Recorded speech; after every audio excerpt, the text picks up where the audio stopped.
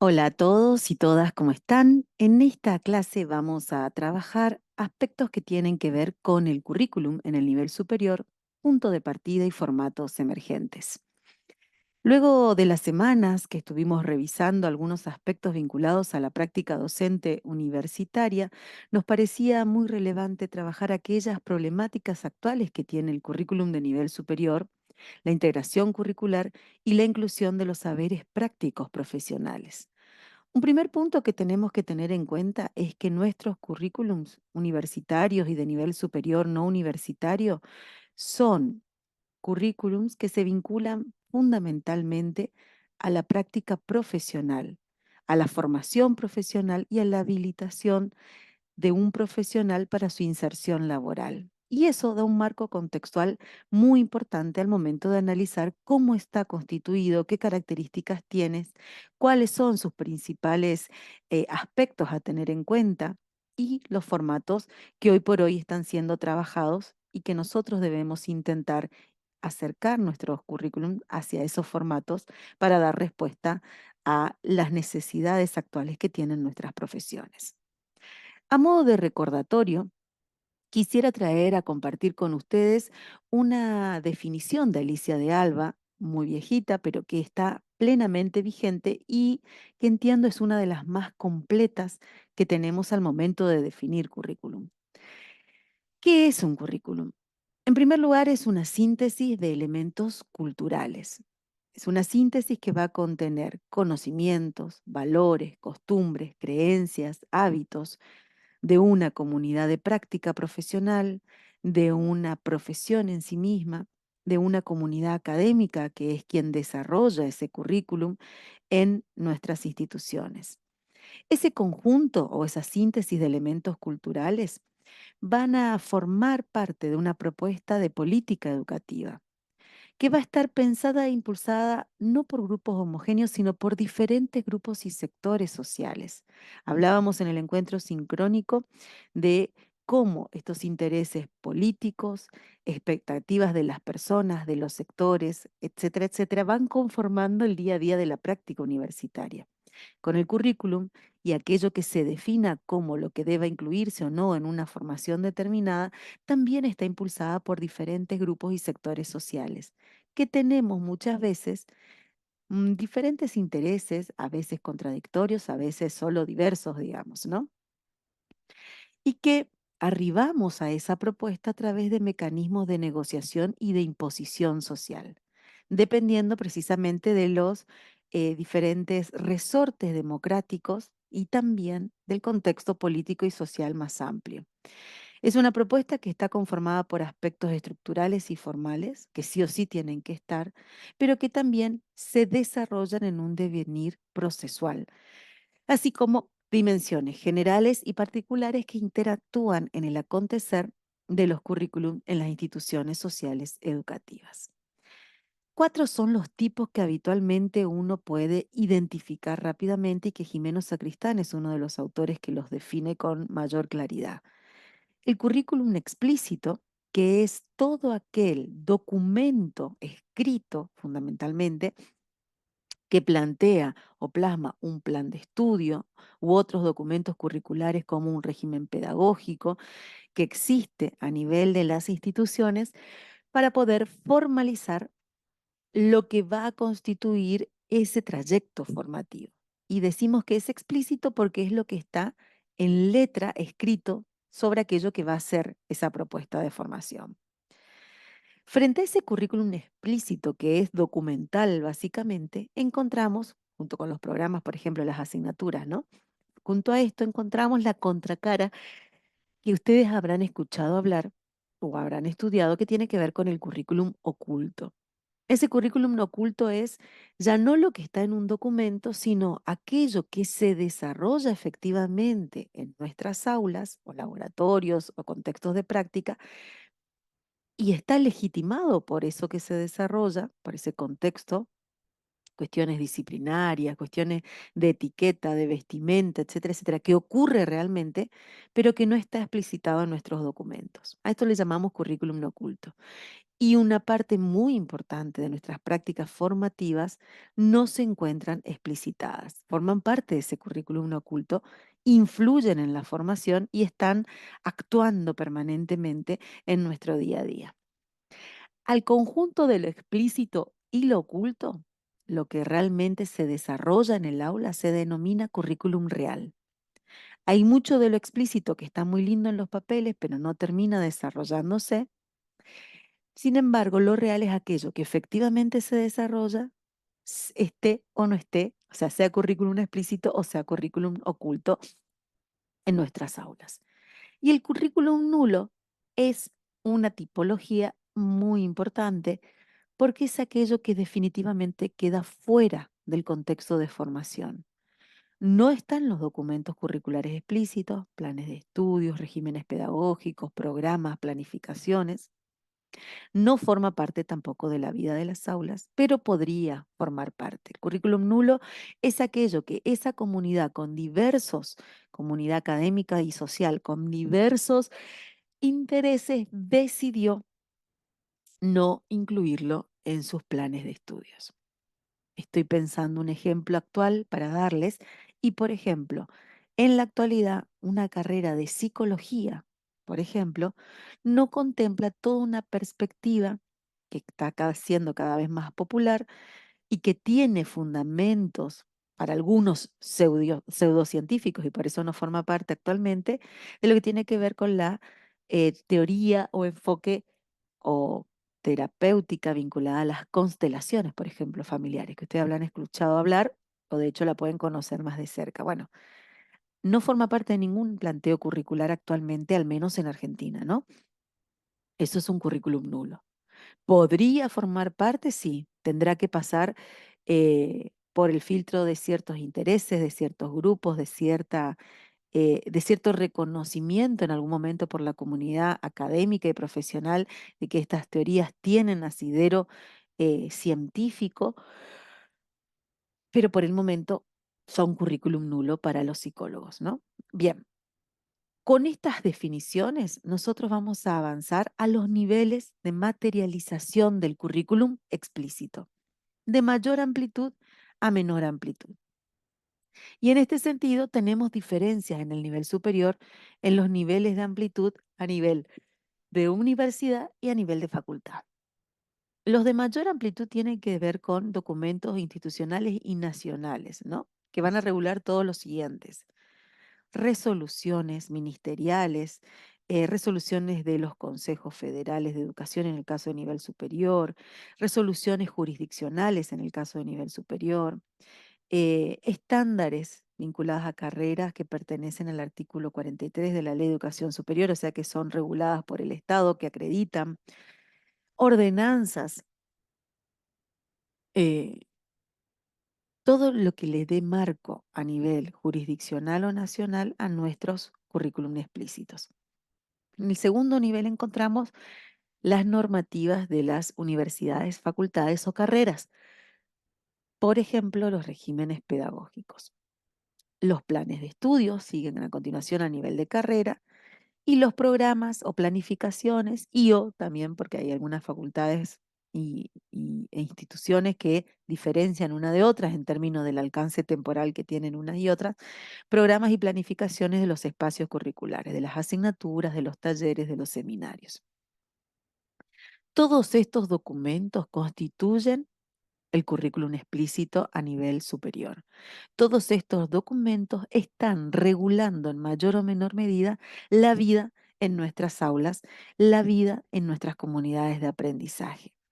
Y a medida en que nosotros nos acerquemos más a esos documentos, estamos más sobre el currículum explícito, y a medida que nosotros desarrollemos prácticas que se alejen de ellos o desarrollemos prácticas que inclusive a veces hasta los contradigan, estamos más cerca del currículum oculto, ¿no? En este sentido, desde esta mirada del currículum explícito, existe toda una corriente cada vez más fuerte a nivel nacional e internacional de una búsqueda por la integración curricular. ¿De qué hablamos cuando hablamos de integración curricular o transversal en los planes de estudios? En principio tenemos que reconocer que a medida que se fue desarrollando, ¿sí? Desde la modernidad hasta esta parte, las diferentes cambios y propuestas y evoluciones de los planes de estudios, hemos llegado, herederos de esa modernidad, a tener por mucho tiempo, y creo que hoy todavía sigue siendo un formato hegemónico dentro del nivel superior, sobre todo en el nivel superior universitario, de planes de estudios llamados tubulares, planes de estudios unidireccionales, que nosotros podemos homologarlo con una metáfora ahora, mejor dicho, con una analogía vinculada a una soga con nudos, ¿no?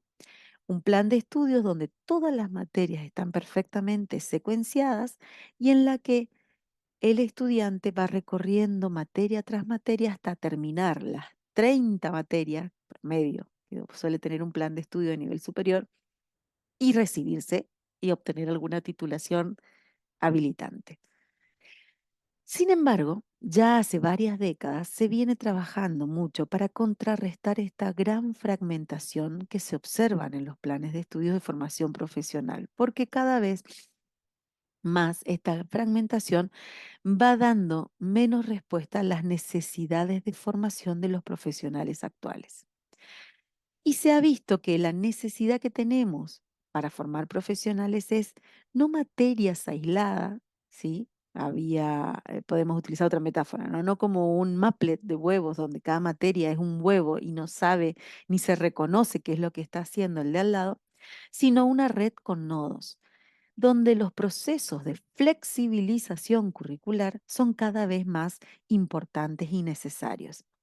Necesitamos establecer conexiones, necesitamos compartir contenidos, articular, coordinar proyectos, trabajos, desarrollo de competencias, desarrollo de habilidades, para que esta persona que entró en un primer año, cuando termine el quinto año, tenga experiencias de integración que les permita poder tener un conocimiento mucho más profundo de esa realidad y resolver de manera mucho más exitosa los problemas de su práctica profesional, aún siendo un principiante. En ese sentido, estamos ante una situación problemática llena de tensiones, ¿no? Fíjense que desde la primera conferencia trabajamos las tensiones en las que nos movemos todo el tiempo, ¿no? Y dependiendo de nuestro contexto, esas tensiones están mucho más polarizadas o menos polarizadas. Pozuelo nos dice que las tensiones que en diferentes periodos se han ido sucediendo entre estas perspectivas enfrentadas, una que entienda el currículum con una propuesta con una intención funcional, de acuerdo con las necesidades de los estudiantes, base a una experiencia del estudiante en sentido progresista, o desde una postura conservadora, y la que se inclina por un desarrollo de las asignaturas según un minucioso orden académico dentro de la estructura de las disciplinas, no desde la experiencia de la práctica profesional, sino ensimismada en la estructura de las disciplinas, con el objeto de asegurar la adquisición de un conocimiento estrictamente intelectual y gestionado en función de unos objetivos de rendimiento. La tensión que aquí nos está presentando Pozuelos, que está presente en todas nuestras asignaturas, planes de estudios y currículum, es la tensión entre la lógica disciplinar y la lógica profesional. Quiero señalar con esto que en todo momento, y piensen en sus asignaturas, cuando nosotros estamos en una carrera de formación profesional, las carreras se nutren de las disciplinas muy vinculadas a esa formación profesional o más generales, ¿no? De formación general, digamos, disciplinas que van a aportar, dependiendo de cómo estén estructuradas, a la formación de ese perfil, y por eso van a estar más integradas entre sí y planteadas desde esa integración, o que van a estar ensimismadas en la lógica disciplinar, encerradas en la lógica disciplinar. Yo les daba el ejemplo en la conferencia acerca de en lo que tiene que ver con, por ejemplo, la formación de las matemáticas para carreras de formación vinculada a las ciencias económicas, ¿no? Bueno, las disciplinas van a estar más centradas en la lógica disciplinar de la matemática o esta matemática o estas matemáticas transformadas en asignaturas van a estar ajustadas al perfil del economista por un lado, del ingeniero por otro, del licenciado en matemática por otro. Esta tensión lógica disciplinar, lógica profesional, todo el tiempo está vigente.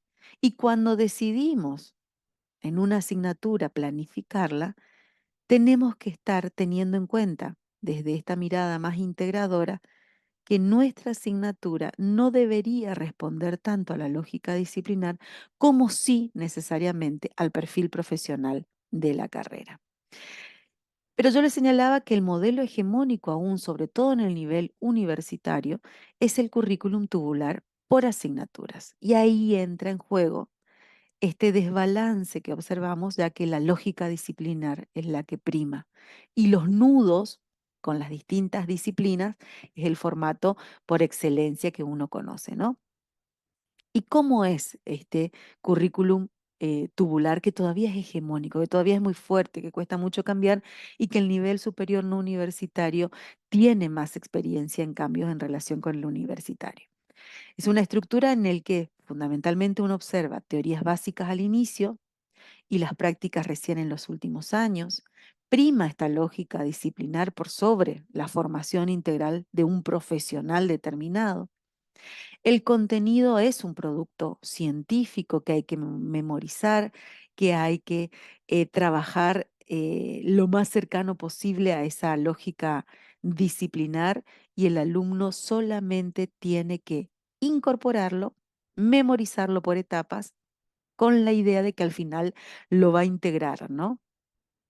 Ahí se encuentran las dificultades en la resolución de problemas de la práctica profesional, porque este modelo de currículum descansa en la idea de que es el estudiante el responsable de la integración de los contenidos para su formación. Sin embargo, nosotros tenemos que entender que el alumno es un principiante y que la responsabilidad recae en el docente. Y que ese principiante, salvo nuestros estudiantes brillantes, que por suerte siempre tenemos en cada corte un par de estudiantes brillantes, salvo esos estudiantes brillantes que tienen la capacidad de integrar, la responsabilidad del docente, de esa experiencia integradora para que sea un profesional competente, es del estudiante. El estudiante transita el currículum por caminos únicos o casi únicos, ¿no? No hay optativas, no hay electivas, están cerrados en sí mismos, no hay posibilidad de compartir con otra carrera materias. Y fundamentalmente, mirando el sistema de correlatividades, es un sistema de correlatividades muy cerrado. Por otro lado, el modelo emergente tiene que ver con los currícula integrados. En ese sentido, ya no es solo la asignatura teórico-práctica, más teórica al inicio, más vinculada a la práctica al final, la única estructura posible, sino que los espacios curriculares asumen diferentes formatos, ¿no? Formatos didácticos, talleres, seminarios, asignaturas. El contenido ya no es de base principalmente disciplinar y de producto científico de esa disciplina, sino que es la competencia, está centrado en la práctica profesional. El contenido se define a partir de esta mirada sobre el profesional que queremos formar. El principio cognitivo ubica al sujeto en el centro del aprendizaje, no al contenido como algo externo que debe incorporar y reproducir, sino a una persona que entiende que es el principal protagonista, ¿no?, de su aprendizaje, que es quien construye el conocimiento y que debe mediar el docente en esa integración curricular. ¿Cómo media el docente en la integración curricular? Trabajando sobre la resolución de problemas de la práctica profesional. Didácticamente, el planteo integrador implica estrategias que no se centran en la lógica disciplinar analítica por bolillero, por índice de contenidos, sino por problemas, proyectos, simulaciones, casos, en el que el conocimiento se va integrando a partir de los problemas de esa práctica profesional. Y el estudiante transita un currículum más flexible, con la posibilidad de optativas, de electivas, correlatividades más abiertas.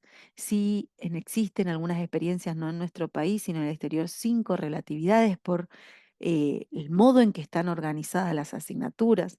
Nosotros estamos todavía lejos de ese planteo sin correlatividades porque todavía el peso de lo disciplinar en la organización es muy fuerte y en la secuenciación de los contenidos también, ¿no? Pero sí es posible tener, de acuerdo a las necesidades, un sistema de correlatividades más abiertos.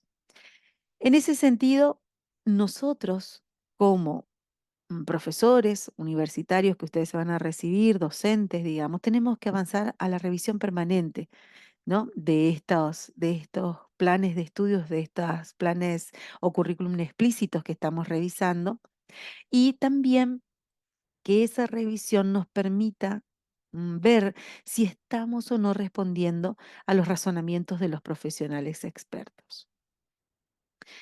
¿Cuál es el planteo que les quiero hacer? Que ante la necesidad de poder diseñar un plan de estudios, revisarlo, ¿sí? Y inclusive de nuestro propio programa de las asignaturas, nosotros para trabajar en esta línea de los currícula integrados, tenemos que pensar. ¿Cómo piensan los expertos de esta profesión, de nuestra profesión, si nosotros formamos parte de esa profesión o de la profesión en la que yo estoy trabajando y formando? ¿Cómo resuelven sus problemas de la práctica profesional? Y a partir de esa visualización, ¿cómo podemos facilitar esos modos de aprendizaje a los novatos que son nuestros estudiantes? Por eso, trabajar sobre cómo piensa un profesional experto es fundamental. Cómo ese profesional experto resuelve los problemas de su práctica profesional diaria y cómo esos modos se pueden ir adecuando para un primer año, para un segundo, para un tercero, para un cuarto, para un quinto, etcétera, etcétera, de acuerdo a la complejidad que podamos introducir por el lugar que ocupan nuestras asignaturas en ese plan de estudios. Esto va a permitir que siempre esté presente la práctica profesional adecuada, ¿sí? Mucho más sencilla en los primeros años, pero progresivamente se vaya complejizando a medida que el estudiante avance. Y esto va a permitir que aspectos vinculados a la resolución de casos, problemas, proyectos, estén todo el tiempo desarrollando los contenidos y las competencias necesarias para poder construir ese conocimiento que necesitan y que les va a permitir desempeñarse en la práctica profesional. Por eso, las competencias son organizadores curriculares muy potentes. Acá les traje algunas definiciones de competencias que nos va a permitir entender por qué hoy por hoy en muchas carreras de nivel superior universitario las competencias son el modelo pedagógico que se asume para la formación profesional. En principio que es una noción multidimensional, ¿no? Tiene diferentes niveles y focos de atención. Pero básicamente la competencia es una capacidad que se ejerce y se manifiesta a través del buen desempeño. El profesional competente es aquel que puede desempeñarse adecuadamente en contextos complejos y auténticos.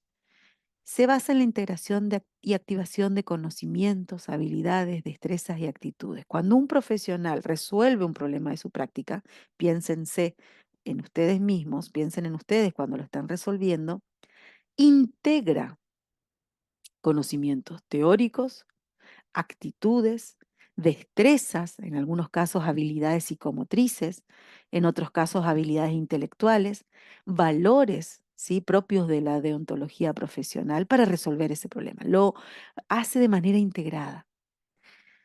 Y muchas veces la experiencia de fragmentación que tuvieron nuestros estudiantes es tal que cuando van avanzando en los años superiores, y ni hablar cuando se reciben recién, no pueden hacer esa integración y parecen que no han aprendido nada.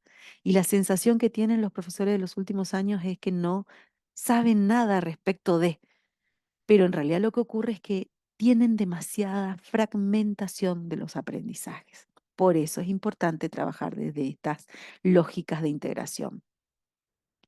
Chomsky nos habla de que a partir de las teorías del lenguaje se estableció el concepto y define las competencias como capacidad y disposición para el desempeño y para la interpretación. Un profesional competente es aquel que tiene esa capacidad y está dispuesto a trabajar, desempeñarse, actuar sobre esa realidad que le está generando un problema, realidad profesional, interpretarla y resolverla. Por eso es que hablar de una competencia en educación es hablar de un conjunto de comportamientos sociales, afectivos, habilidades cognitivas, psicológicas, sensoriales, motoras que permiten llevar a cabo un papel en la profesión, un desempeño, una actividad o una tarea. Ahí, desde este modelo es donde tiene sentido, toma sentido mirar a los expertos, cómo resuelven sus problemas y cómo en mi asignatura, a veces directamente vinculada a la profesión que estoy formando en esa carrera, a veces un poco más alejada porque quizás pueda ser una asignatura de formación general y no específica, digamos, yo tengo que trabajar desde esa lógica para poder desarrollar competencias que aporten a ese perfil profesional. De menor a mayor complejidad, eso está clarísimo, ¿no? No es lo mismo una asignatura de un segundo año que una de quinto año. Bueno, habrá que trabajar a nivel de plan de estudios para poder progresivamente desarrollar niveles de desempeño o de competencias a medida que va avanzando en la carrera. Cuando nosotros estamos en la carrera, estamos siempre en la formación de un novato principiante, aunque esté en quinto año. Y tomar conciencia de eso es muy importante. Tenemos que mirar al experto, pero seguimos formando al novato, aunque esté en quinto año. Y a medida que una vez graduado estas personas vayan mejorando sus habilidades, sus competencias, va a ir tomando experiencia y va a ir considerándose un iniciado o un experimentado. ¿Cómo trabajamos o cómo miramos estos niveles de integración? Y para ello yo les traigo un material que tiene que ver con distintos niveles de integración curricular, que uno ya puede ver en los planes de estudio, o sea, en los currículos explícitos, en qué nivel está nuestro plan de estudios de integración. Los primeros 5 aspectos son currículum basada en asignaturas. Lamentablemente, la mayoría de nuestros planes de estudios en nivel universitario están en este nivel. Sin embargo, si tomamos el nivel superior no universitario, existen planes de estudios con currículas basadas en asignaturas con actividades integradas. Se tiende hacia estos 3 niveles intermedios. Y tenemos, sí, a nivel nacional, muy poquitas experiencias en el que los currículums son multidisciplinarios, interdisciplinarios o transdisciplinarios en sus propios planteos. Vamos a mirar un poquito estos niveles rápidamente. En primer lugar, el primer nivel, el que está en la base de la escalera que vieron recién, tiene que ver con el aislamiento, ¿no? Cada asignatura, cada huevo en el Maplet, ¿no? No tienen contacto entre ellas y se desarrollan su vida de manera independiente. El segundo, ya hay cierto conocimiento con algunas de esas asignaturas, a veces hay conocimiento dentro de un mismo área, a veces nos conocemos más con ejes o diferentes organizaciones que tienen nuestro plan de estudios, ¿sí? Niveles, áreas, etcétera, etcétera.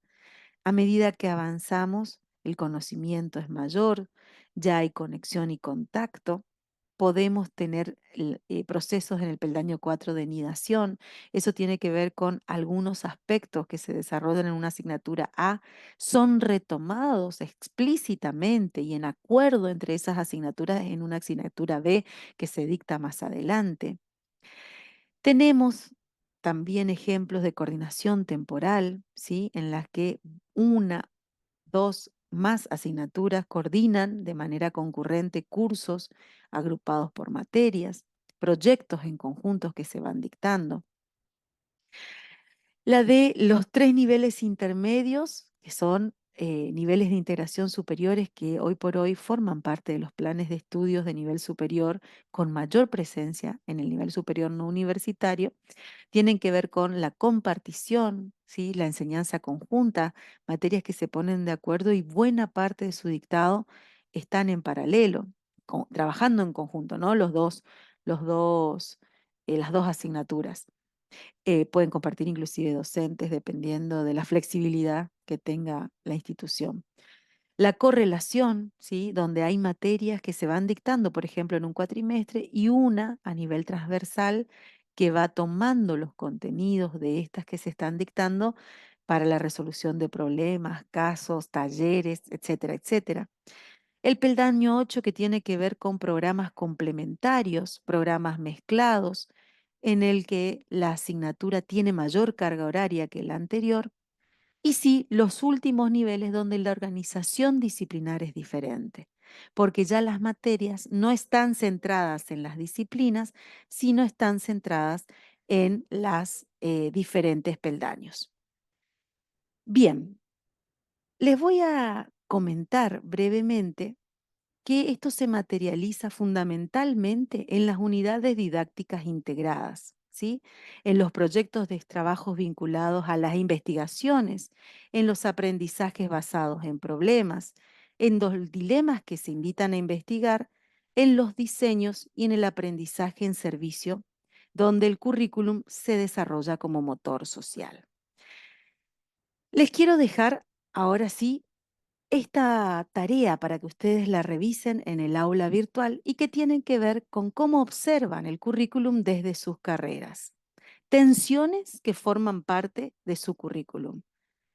Observan mayor integración o fragmentación, mayor vinculación o desvinculación con la práctica profesional real.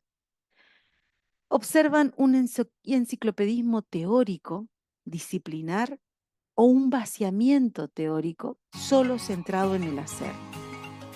Observan más dentro de sus planes de estudios un currículum innovador o un currículum obsoleto.